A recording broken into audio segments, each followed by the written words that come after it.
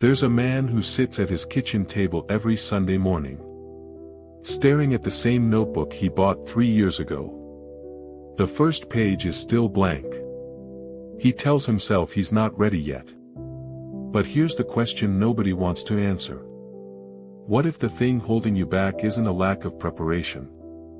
What if it's the quiet comfort of never having to find out what you're really capable of? You know that feeling, don't you? You've got the plan. You've thought about it late at night when everyone else is asleep. You've imagined what it would look like if you actually did it. If you actually started that business, went back to school, had that conversation. Or just tried something different for once. But somewhere between thinking about it and doing it, you pause. You wait. Maybe next month. Maybe when things settle down. And the weeks turn into months. The months turn into years. And that dream? It's still sitting there, untouched. Like that blank notebook. You're not lazy. You're just waiting. And waiting feels safer than failing. Let me tell you about Michael. 34 years old. Works in IT support. Good job, decent pay, stable life. Same desk, same calls, for 9 years now. But Michael has a dream. He wants to build software. He taught himself to code in college. Back when he still believed anything was possible. He's got notebooks filled with app ideas, sketches, features he'd include if he ever built something real. His friends used to ask him about it. His girlfriend used to encourage him. But after years of hearing, "I'm working on it," without seeing anything, they stopped asking. Michael didn't stop dreaming, though. He just stopped starting. Every few months, he'd open his laptop, stare at a blank code editor, and tell himself he needed to plan it better first. Then he'd close it and promise himself next weekend. Next weekend became next month. Next month became next year. And every time he saw a new app launch, something similar to what he'd imagined, a small part of him would ache. Here's what nobody tells you about waiting for the perfect moment. The perfect moment is a lie we tell ourselves to avoid the discomfort of imperfect action. Michael's life wasn't falling apart. Everything was fine. And fine is the most dangerous place to be because it doesn't demand change. There was no emergency forcing his hand, no disaster pushing him to act. Just a quiet, persistent feeling that he was supposed to be doing something more. So he waited. He waited while his college friends started their own companies. He waited while people younger than him launched products.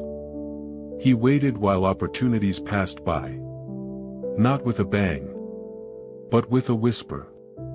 And the longer he waited, the heavier the weight became. Because now it wasn't just about starting. It was about explaining why he hadn't started sooner. It was about admitting that maybe he'd been afraid all along. Before we dive deeper, let us know in the comments where you're watching from. We'd love to hear from you. And don't forget to hit that subscribe button, so you never miss any of our upcoming videos. Then something shifted. Not because of a dramatic event. What happened was smaller, quieter, and somehow more devastating. He was at a coffee shop on a Tuesday, scrolling through his phone. He saw a post from someone he went to college with. Someone he used to study with late at night. This guy had just sold his startup. Not for millions. But enough. Enough to prove it was possible. Michael felt something crack inside him. Not jealousy. Something closer to grief. Because his old classmate wasn't smarter than him, wasn't more talented. The only difference was that this guy had started. He'd built something imperfect, launched it scared, failed a few times, and kept going. And Michael? He'd been perfecting his plan for 9 years. He closed his phone and sat there, feeling the weight of all those postponed dreams. And for the first time, he asked himself, what if I'm not waiting for the right time? What if I'm just afraid? Here's the truth. The thing that stops most people isn't laziness. It's comfort. It's the safety of never having to find out if you're good enough.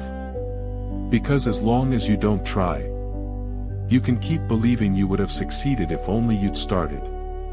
But the moment you actually begin, you risk discovering it's harder than you thought. And that's terrifying. So you wait. You research. You plan. But deep down, you know, you're not waiting for the right moment. You're waiting for a guarantee that doesn't exist. You're waiting for fear to go away. Not realizing that courage isn't the absence of fear. It's deciding that staying still is scarier than moving forward. So let me ask you something. What have you been postponing? Not because you don't care, but because you care too much. Maybe it's a career change. Maybe it's a creative project. Maybe it's a relationship you've been afraid to pursue. Whatever it is, it's been sitting there, waiting. But here's what I need you to understand. The time will never feel right. There will always be a reason to wait. And if you keep waiting for things to align perfectly, you'll wake up 10 years from now in the exact same place, still telling yourself the same story. Michael didn't have a dramatic transformation. He didn't quit his job or bet it all on his dream. What he did was smaller. He opened his laptop that night and wrote one function. Not a whole app. Just one small piece of code. It wasn't perfect, but it was real. And the next night, he wrote another. Some nights he didn't write anything at all, but he kept showing up. He stopped waiting for inspiration and started building discipline. And slowly, over months, something began to take shape. Not because he was suddenly fearless, but because he decided that starting badly was better than not starting at all. Listen. You don't need permission to begin. You don't need a sign from the universe.